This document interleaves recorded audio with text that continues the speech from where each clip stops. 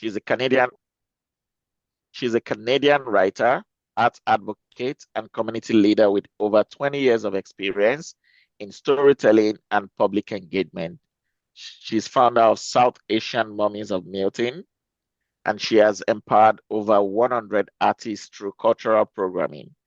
A children's author and arts Milton coordinator, Diksha champions diversity, amplifies marginalized voices, and builds inclusive creative spaces.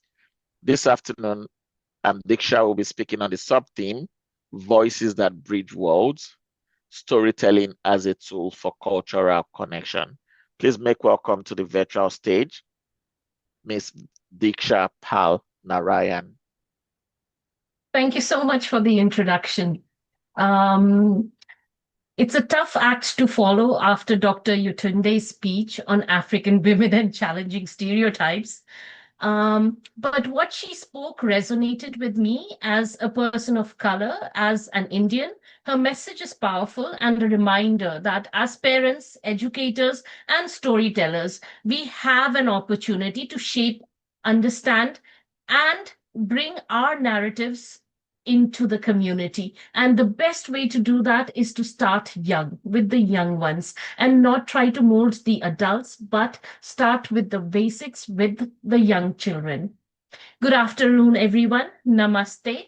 I'm here not just as a speaker, but as a storyteller. When I was a journalist, I told stories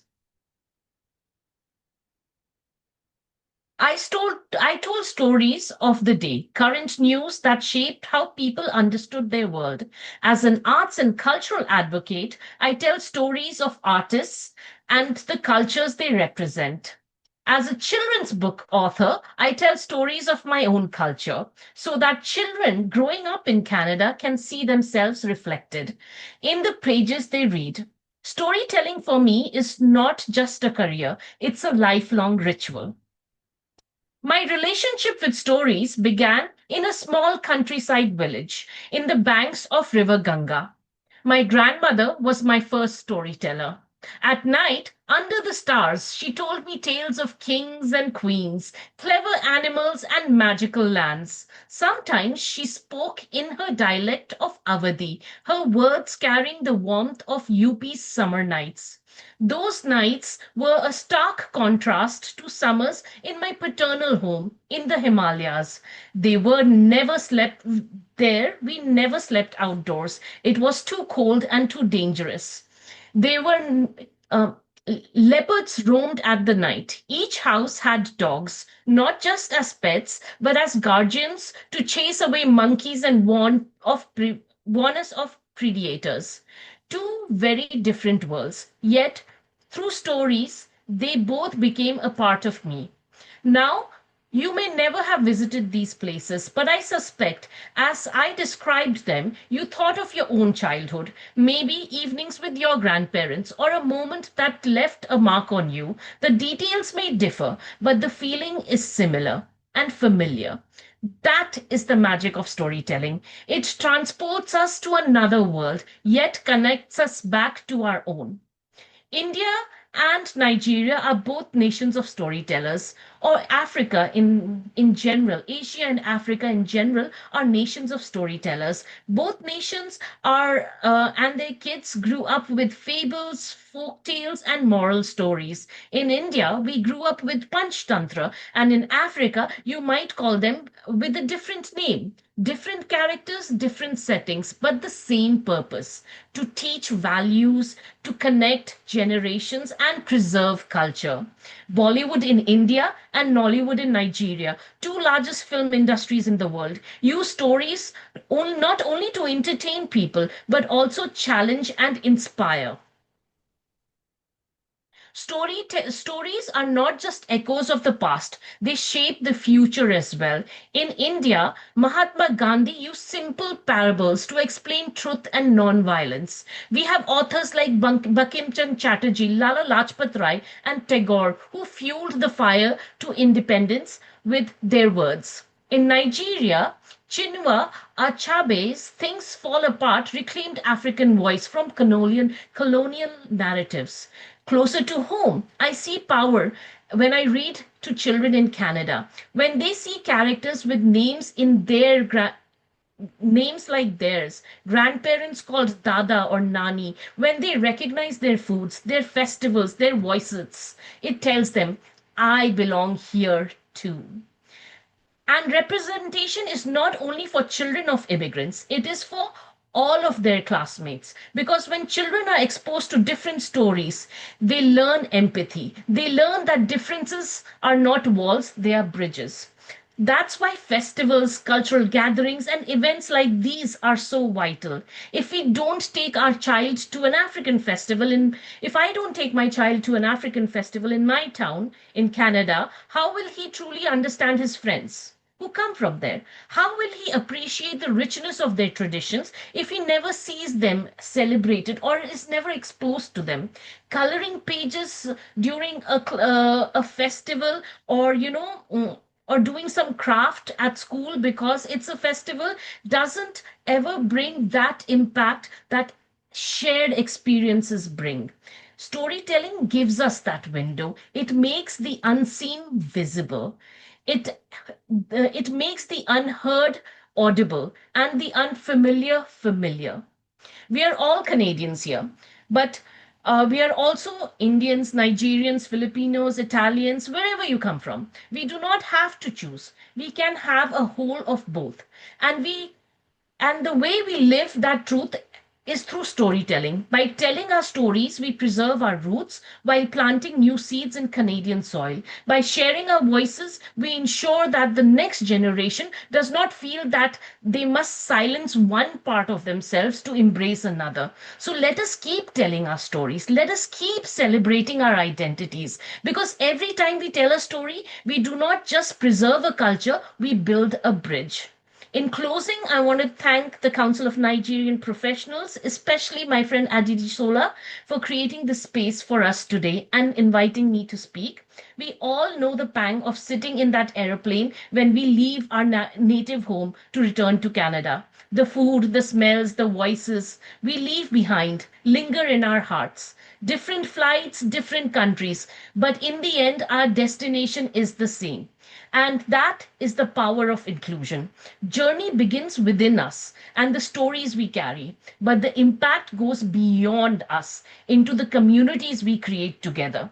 We are the new Canada, and it is our responsibility to see storytelling and the power of inclusion to make this Canada even better. And let's start young with the younger ones who are just going to school, the ones who are still open to acceptance. Let's start young and let's start telling our narratives, and not just our narratives. Your narrative, I'll tell my child, you tell my narrative to your child. Thank you and namaste. That's all from me. That was so powerful, so powerful, very profound. Someone said in the chat, this is profound. If the lioness does not tell her stories. We can't hear you. So sorry about that. That was really profound. Someone said in the chat that if the lioness does not tell her stories, the hunter will tell it the way it desires. So Yeah, we have to tell our own stories, just like you said. Our yeah, journey begins with us and the stories we carry, right? yeah. Thank you Yes. so, so, so much. Thank you. Just checking to see if we have any questions for you. Yeah, someone said I like the ending. We are the new Canada. We are the new Canada. Any questions for Miss Diksha?